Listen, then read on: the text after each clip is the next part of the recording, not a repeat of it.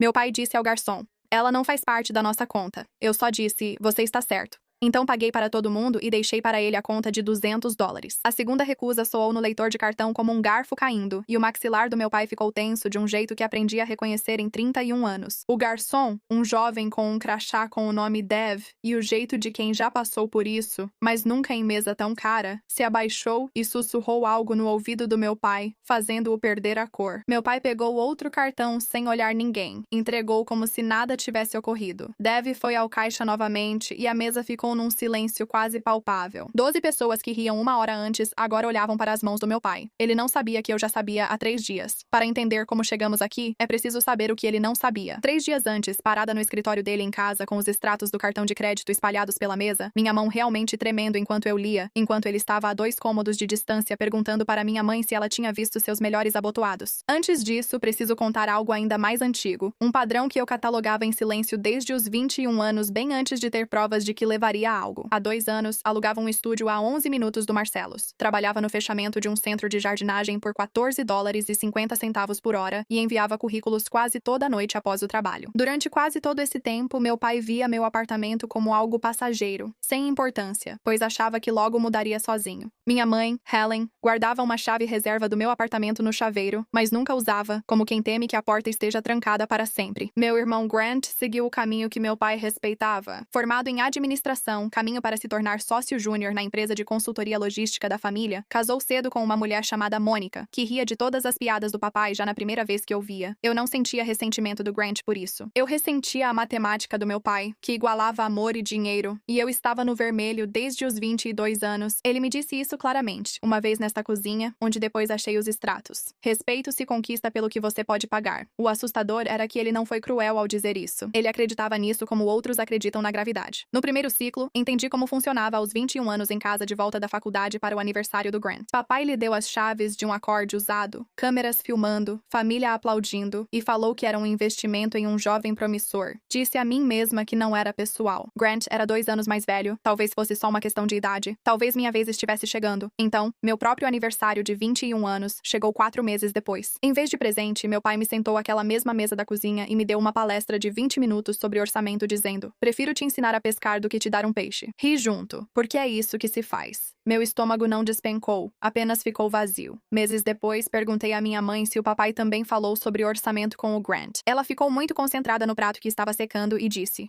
com seu irmão é diferente. Conversei com meu pai sobre isso. Ele disse que eu era sensível, que comparar era inútil e que se quisesse um carro, deveria trabalhar para comprar. Deixei pra lá, como sempre. Ciclo 2. Há 2 anos, informei que sairia de uma situação ruim com uma colega de quarto e pedi ajuda para cobrir a caução do aluguel. $1.100. Um valor que eu ainda lembro exatamente porque pedi com tanto cuidado em uma mensagem privada, justamente para que ninguém mais soubesse que eu tinha pedido. Meu pai disse não. Não foi exatamente de forma cruel. Ele tinha toda uma justificativa para isso. Algo sobre como me ajudar agora só adiaria a lição que eu precisava aprender. Disse a mim mesma que era justo, que ele talvez tivesse razão e que enfrentar dificuldades poderia me fortalecer. 3 semanas depois, no dia de ação de graças, na frente da minha tia, tio, Grant e Mônica, ele comentou isso do nada. Ela pediu dinheiro do aluguel como se eu fosse banco, e todos riram daquela risada ensaiada de piada repetida. Fiquei sentada com o garfo a meio caminho da boca, rosto queimando, sem dizer nada, pois falar nunca mudava o resultado, só prolongava a conversa. 3 meses depois, me mudei sozinha para o estúdio com um acordo de pagamento que levei 8 meses para quitar. Nunca contei isso ao meu pai. Ciclo 3. 3 semanas antes do jantar de aposentadoria, recebi a ligação esperada há 14 meses.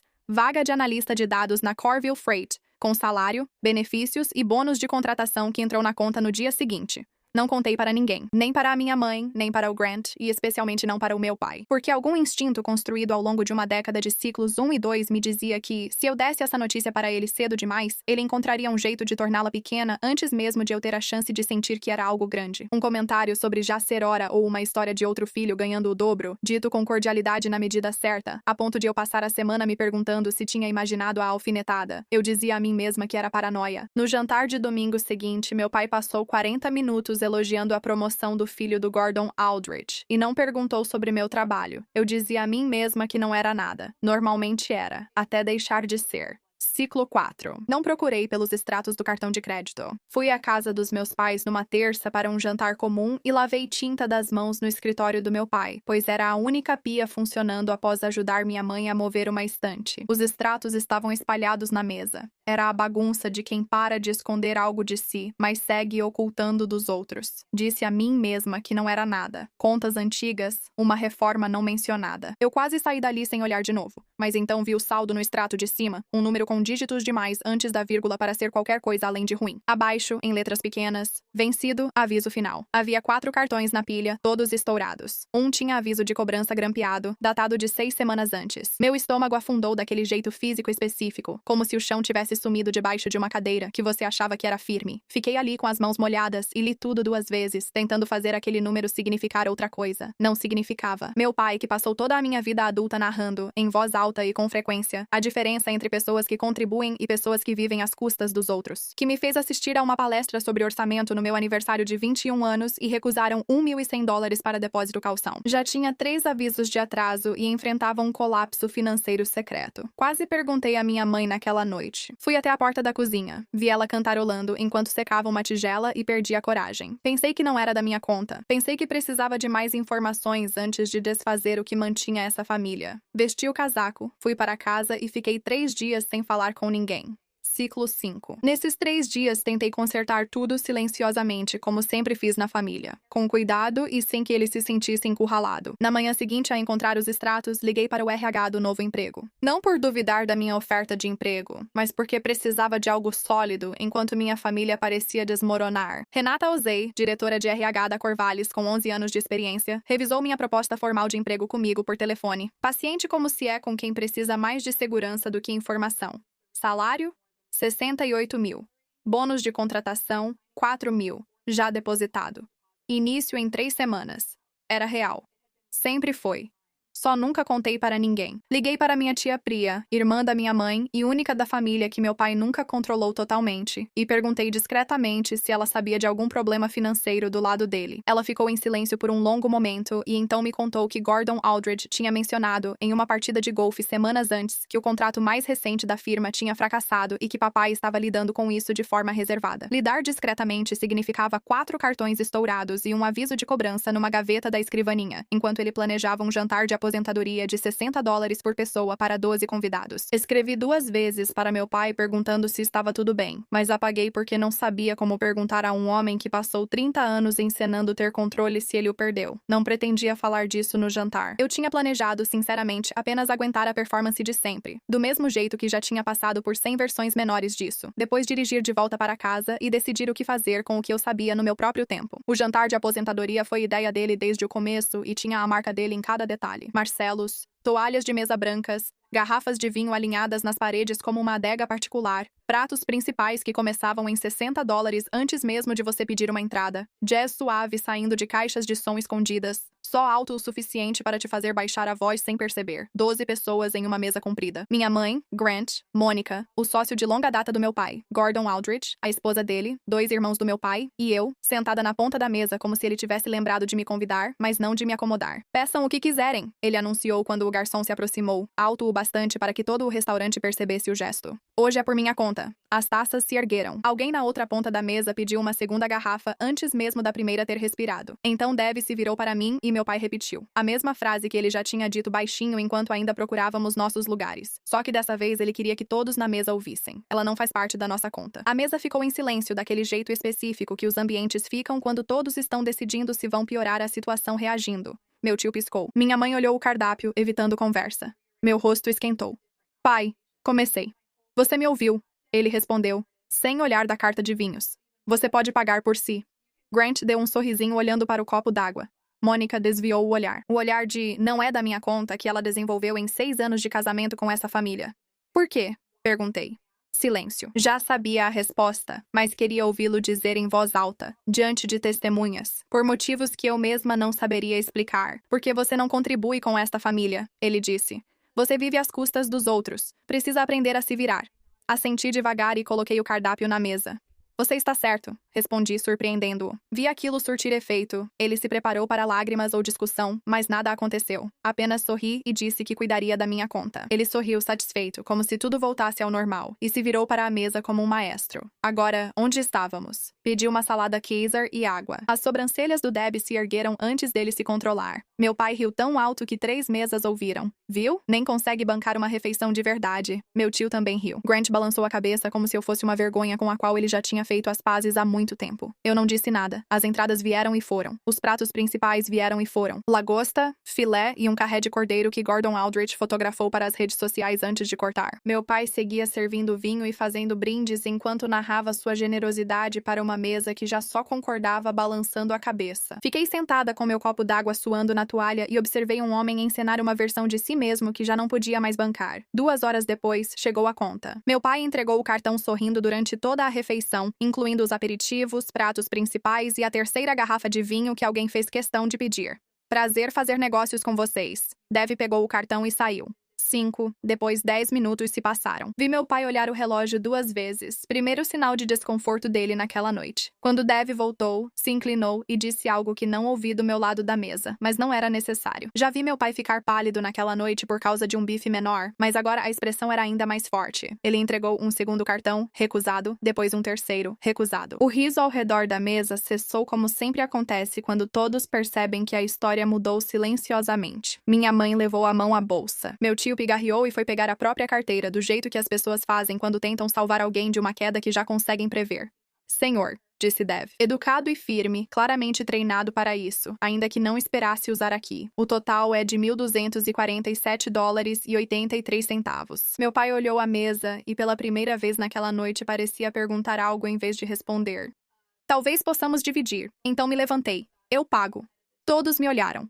O quê? Disse meu pai. Eu repeti. Eu pago. Fui até Dev, passando perto do meu pai e sentindo o cheiro de vinho. Vou pagar a refeição de todos. Minha mãe segurou minha manga, sussurrou que não precisava fazer isso, e respondi que sabia. Exceto a dele, falei, acenando para meu pai sem olhá-lo. Ele não entra na minha conta. Dev piscou uma vez. Profissional até o fim. Sim, senhora. Eu entreguei meu cartão para ele, o novo, aquele que chegou pelo correio 4 dias depois do bônus de contratação cair na conta, e pedi para ele adicionar 25% de gorjeta. Ele praticamente saiu correndo para processar o pagamento. Meu pai se levantou com a voz quase trêmula. Você não pode. Este é o meu jantar. Era, falei baixo. Era até você decidir que eu não entrava na conta desta família. Não foi isso que eu quis dizer. Dev trouxe o recibo. Eu assinei. $1.959 no total, com gorjeta, e me virei para meu pai pela última vez. Sua refeição foi 127, mais bebidas. Se vira. Peguei minha bolsa e olhei a mesa. Minha mãe chorava baixinho no guardanapo, Grant Rosen ainda com o garfo, meu tio olhando o vinho intocado. Todos aguardavam meu pai falar algo. Ele não falou. Ele também não teve escolha 3 dias depois, quando Gordon Aldrich o chamou para conversar no escritório da firma, e disse na frente do contador da empresa que a notícia dos cartões recusados já tinha chegado a 2 dos maiores clientes da firma, através da esposa de Gordon, que estava na mesa e não conseguiu guardar para si. Gordon foi direto, de acordo com o que minha mãe me contou depois. Um homem que teve seus cartões recusados diante de 12 testemunhas não era desejado por clientes importantes para representar a firma na gala de aposentadoria da firma no mês seguinte. O evento foi discretamente cancelado em uma semana. Dana Whitfield, contadora certificada, cuidava das finanças pessoais e empresariais do meu pai há 18 anos, sabendo da situação antes de qualquer outro familiar. Foi ela quem finalmente chamou minha mãe para conversar 2 semanas após o jantar e espalhou 18 meses de extratos na mesa da cozinha. No mesmo local onde ouvi sermões sobre orçamento, e Dana contou que meu pai contraiu uma segunda hipoteca sobre a casa há 14 meses sem avisá-la. Usou o dinheiro para cobrir um déficit nos negócios, acreditando que resolveria antes de ser notado, mas não resolveu. A dívida aumentou silenciosamente, quando se prioriza parecer solvente em vez de quitar a própria dívida.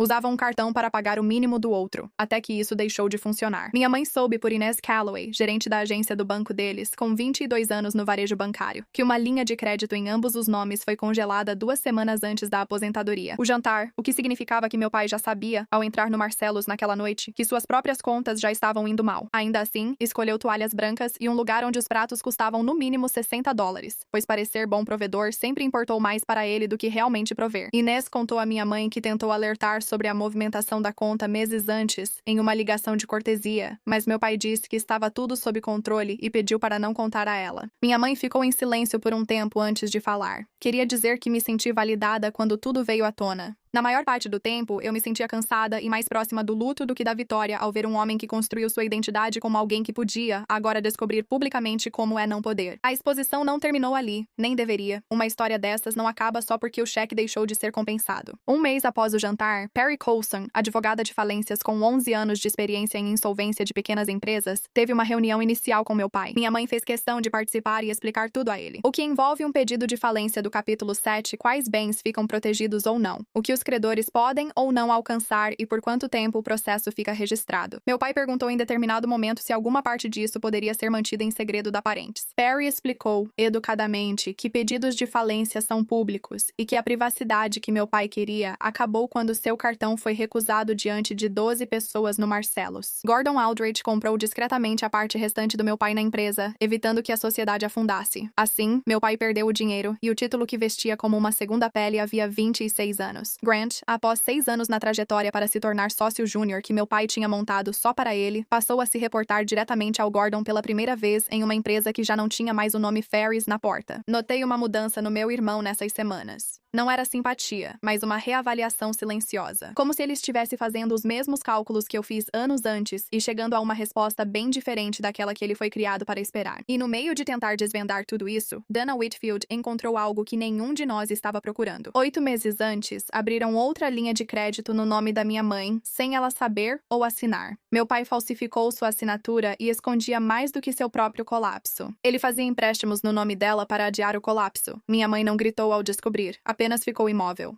A mesma imobilidade que senti 3 dias antes do jantar, como quem faz cálculos que não quer concluir. Ela perguntou a Dana com voz fria e cautelosa se isso era fraude mesmo entre cônjuges. Dana explicou que era mais complicado, mas minha mãe poderia denunciar se quisesse. Ela não denunciou e se mudou para o quarto de hóspedes da minha tia 2 semanas depois, onde permanece. No final, naquela noite paguei apenas por uma salada Kaiser, o único pedido na minha conta. Meu pai nunca soube dos $127 que me devia. Ele não enviou e eu nunca cobrei. Deixou de ser sobre dinheiro quando repeti as palavras para ele. 6 semanas após o jantar, ele me ligou com a voz mais baixa que já ouvi e disse que sentia muito. Ele disse que não sabia como contar o quão ruim ficou, pois admitir era como assumir que deixou de ser o homem que fingiu ser a vida toda, provedor, rei, importante pelo dinheiro. Eu disse que acreditava nisso. Afirmei que não saber se expressar não justifica humilhar. Sou a única da família que aprendeu, da forma mais difícil, a se sustentar sozinha. Lembrei a ele exatamente o que pediu para eu fazer. Na mesa da cozinha, no meu aniversário de 21 anos depois, num jantar de ação de graças e na frente de um garçom chamado Dev.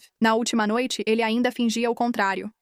Fiz o que você disse. Eu disse a El e quis dizer tudo. Descobri sozinha. Quem nunca aprendeu foi você. Ele não respondeu. Ainda trabalho na Corvail e ganhei um aumento em março. Comprei um casaco de verdade para mim neste inverno, o primeiro que tive que não era de segunda mão, e paguei com meu próprio cartão, do mesmo jeito que tenho pago por tudo desde aquela noite no Marcellus. Cada conta, cada jantar, cada terça-feira tranquila e comum que agora pertence inteiramente a mim, por minha própria conta, e não na de mais ninguém.